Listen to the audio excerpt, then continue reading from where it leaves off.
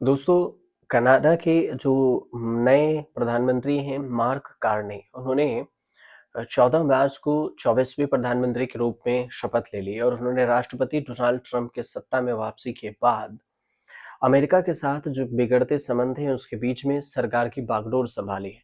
Carney ने Justin Trudeau की जगह ली है और जो 2015 से कनाडा के प्रधानमंत्री थे। भारत से भी कनाडा की अभी अनबन की खबरें थी और ट्रंप की वापसी से कनाडा और अमेरिका के जो ऐतिहासिक संबंध है उसमें दरार भी आ गई थी।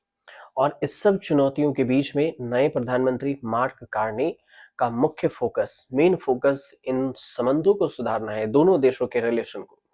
कार्नी ने बैंक ऑफ इंग्लैंड के गवर्नर के रूप में भी काम किया हुआ है, जो उनके नेतृत्व में कनाडा की अर्थव्यवस्था, इकोनॉमिक सिस्टम और विदेशी नीति को मजबूत करने में सहायक हो सकती है। पूर्व सेंट्रल के लिबरल पार्टी ऑफ कनाडा का नेता उन्हें चुना गया है और वो अब प्रधानमंत्री बन गए हैं, कनाडा के नए प्रधानमंत्री। ब्लूमबर्ग की एक रिपोर्ट है, उस रिपोर्ट के अनुसार से ये बात जानकारी आई सामने कि मार्क कार्नी का नया मंत्रिमंडल ट्रूडो की कैबिनेट के आकार का लगभग आधा हो सकता है। मतलब इतने बड़े नहीं होंगे। अब ये भी जानकारी है कि जिसमें बताया गया है कि उनके मंत्रिमंडल में 15 से 20 मंत्री होने की उम्मीदें हैं, जबकि वर्तमान में जो प्रधानमंत्री हैं उनके 37 मंत्री हैं। मतलब ट्रूडो में 37 थे, जबकि कार्नी में 15 से 20 ही होंगे। अब मार्क कार्नी कौन है? तो मार्क कार्नी 59 साल के हैं और वह कनाडा के नॉर्थ वेस्ट टेरिटरीज के फोर्ट स्मिथ में 1965 में पैदा हुए। एडमार्टन में पहले पढ़े हुए और उसके बाद आगे की पढ़ाई के लिए अमेरिका गए। हार्वर्ड यूनिवर्सिटी से इकोनॉमिक में पढ़ाई की और इसके बाद उन्होंने यूनाइटेड किंगडम से मास्टर की डिग्री ली। फिर 1995 में ऑक्सफोर्ड यूनिवर्सिटी से अर्थशास्त्र में डॉक्टरेट यानी कि पीएचडी किया। और कार्नी ने पढ़ाई के दिनों में आइस हॉकी भी खेली हुई है, तो एक तरह से खिलाड़ी भी हैं। अब 2013 में कार्नी बैंक ऑफ इंग्लैंड की गवर्नर के रूप में पदभार संभाला था और वो बैंक में भी गवर्नर के तौर पे काम कर चुके हैं, यूके से आए। 300 साल के इतिहास में देखें तो इस संस्था का नेतृत्व करने वाले जो बैंक ऑफ इंग्लैंड है, इसमें पहले गैर ब्रिटिश नागरिक बने और 2020 तक इस पद पर उन्होंने काम किया।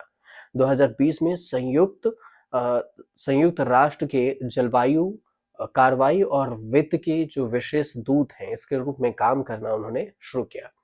कार्नी गोल्डमैन सैक्स में भी काम कर चुके हैं और कनाडा लिबरल पार्टी का नेतृत्व करने के लिए उन्होंने दूसरे सभी पदों से अब इस्तीफा दे दिया है।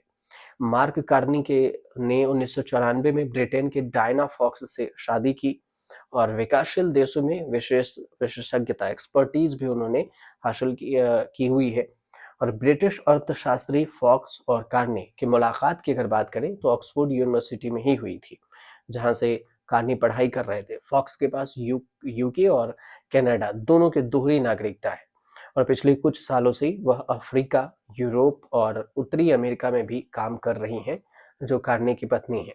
अब इस जोड़े से दोनों के फॉक्स और कार्नी के 4 बच्चे हैं, जो कि अभी पढ़ाई कर रहे हैं।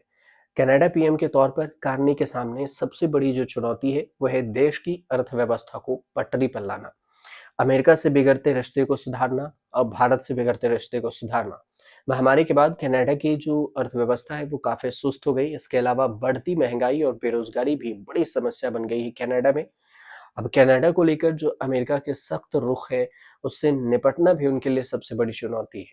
अमेरिका से व्यापार युद्ध जैसी स्थिति का भी सामना कर रहे कनाडा के लिए कार्नी का पीएम बनना और भी खास हो जाता है।